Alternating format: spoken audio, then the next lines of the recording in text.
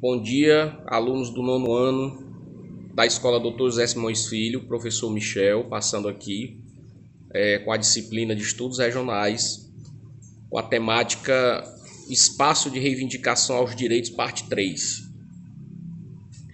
Então eu prometi de fazer para vocês um vídeo, explicando para vocês essa questão dos direitos, dos direitos e deveres do cidadão, Tem um vídeo que está no nosso canal do YouTube, que eu venho explicando direitinho, a questão da Constituição, dizer para vocês que os direitos e deveres do cidadão é algo que está previsto na nossa Constituição, na nossa Carta Magna,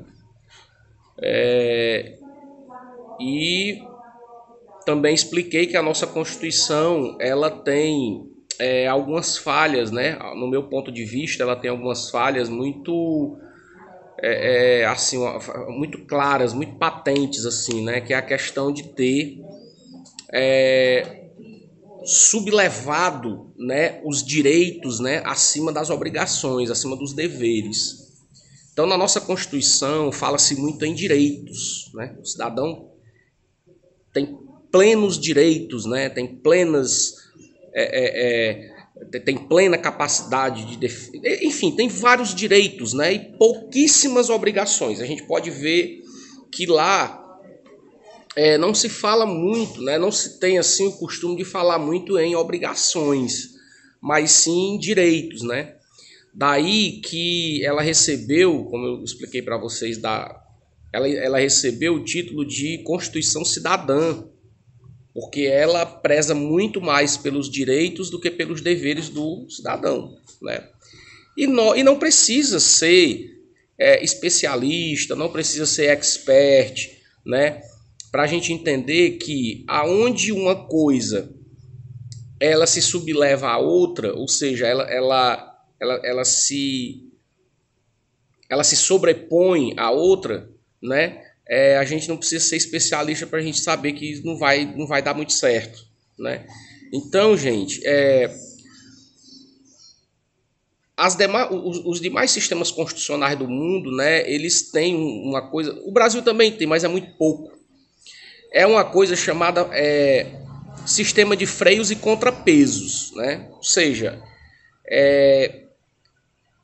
eu vou tentar falar numa linguagem bem popular para vocês. Tudo que vai e volta, certo? E tudo que tem uma certa intensidade, ela remonta uma intensidade de volta. Ou seja, para cada ação existe uma reação. Então esse é o sistema de freios e contrapesos no nosso ordenamento jurídico, Então o que eu quero dizer para vocês? Eu quero dizer que essa breve explicação que eu estou dando com relação à nossa Constituição na verdade, é uma crítica que eu faço, a nossa Magna Carta, infelizmente, que é muito recente, Ela é de 1988, e ela tem 33 anos, vai fazer 33 anos agora em outubro.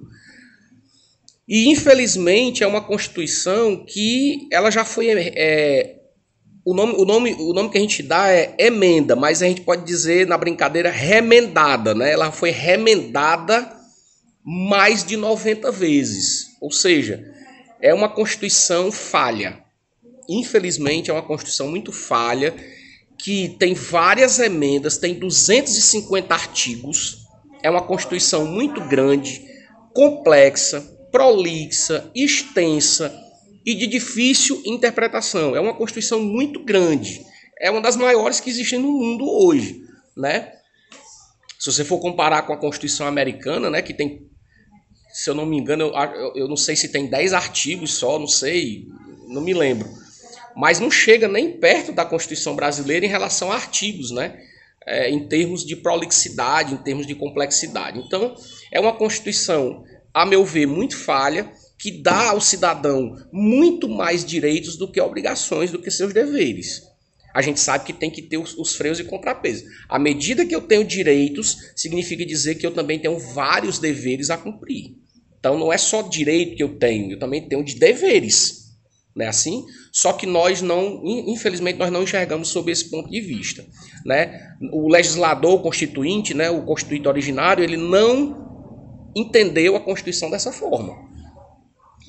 É uma Constituição muito garantista, né, pessoal? O que é garantismo? É uma Constituição que garante a liberdade, né? Para vocês terem uma ideia, a exceção no Brasil é a prisão. Vocês sabiam disso? A exceção no Brasil é a prisão, tá entendendo? A regra é a liberdade. Então, isso é uma coisa muito problemática. Por quê? Porque todas as outras leis, pessoal, elas são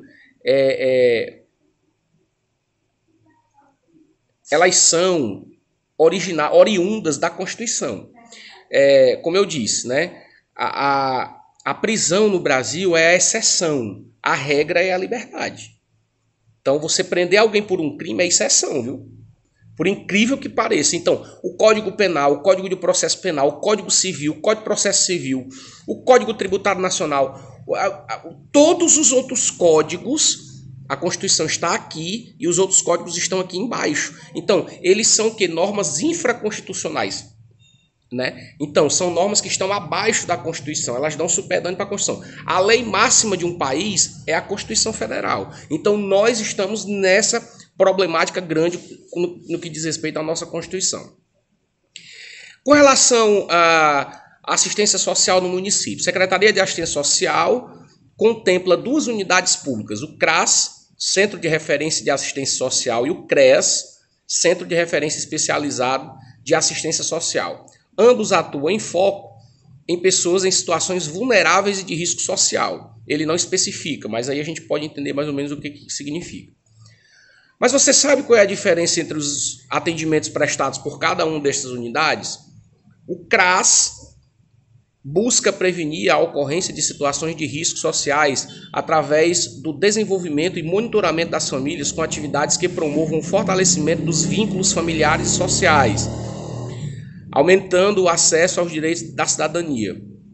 O CREAS oferece apoio e orientação especializado a pessoas que já têm suas situações de risco comprovadas, ou seja, que são vítimas de violência física, psíquica e sexual, negligência, abandono, ameaça, maus tratos e discriminações sociais. O trabalho do CREAS baseia-se em 1. Acolher vítimas de violência. 2. Acompanhar e reduzir a ocorrência de riscos, seu agravamento e recorrência. 3. Desenvolver ações para diminuir o desrespeito aos direitos humanos e sociais. Então, pessoal, essa é mais ou menos, né, o conteúdo que a gente vai ver na sexta-feira, né, em estudos regionais. Mas eu gostaria também que vocês fizessem uma reflexão a respeito disso, né, a respeito do que eu falei anteriormente sobre a nossa Constituição Federal. Embaixo aqui vai ter uma atividade que no dia eu vou mandar para vocês, tá certo? E assim, de antemão, eu gostaria de agradecer, gostaria de desejar para vocês aí um bom dia, né? Uma boa semana, né? Um bom início de final de semana, né? Que Deus nos abençoe e que vocês observem, né, com bastante atenção essa pequena explicação que eu dei a respeito da nossa Constituição e que façam uma reflexão a respeito da temática, tá ok? Muito obrigado pela atenção de vocês, tenham todos um bom dia e que Deus nos abençoe, paz e bem.